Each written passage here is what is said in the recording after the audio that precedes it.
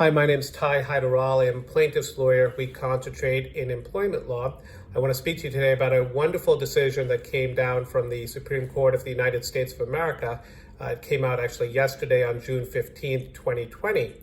And the case handled the issue of, does Title VII cover and protect the rights of those who suffer discrimination based on sexual orientation or gender identity?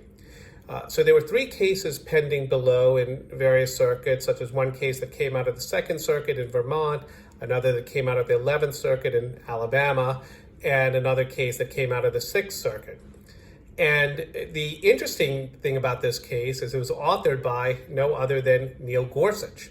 Justice Gorsuch, as you all may remember, was appointed by President Trump and considered to be a conservative who would form the majority of the conservative bench against the four Democrats. So 9 justices, 5-4 majority in favor of the conservatives. Well, Justice Gorsuch, in a surprise decision yesterday, came out in favor of expanding Title VII, which covers such things as gender discrimination, race discrimination, etc., expanded the coverage of Title VII to include gender identity and discrimination based on sexual orientation.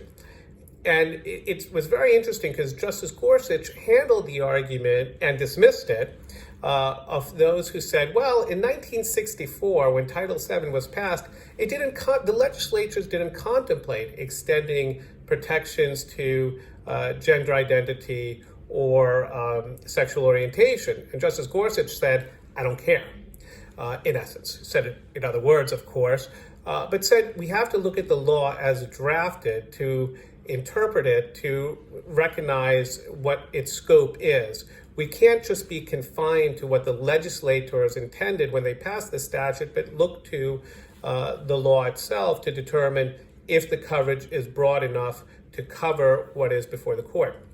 And in doing so, Justice Gorsuch ruled that when you look at the plain language of Title VII, it does protect the rights of transgender and gay employees who suffer discrimination in the workplace. A wonderful victory for employees throughout this country.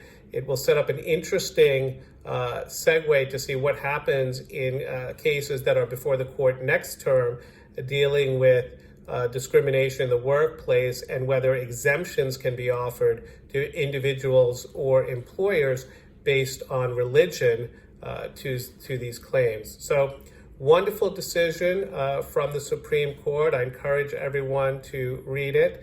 This is Ty Hyderali from Hyderali & Associates. Be safe and be well.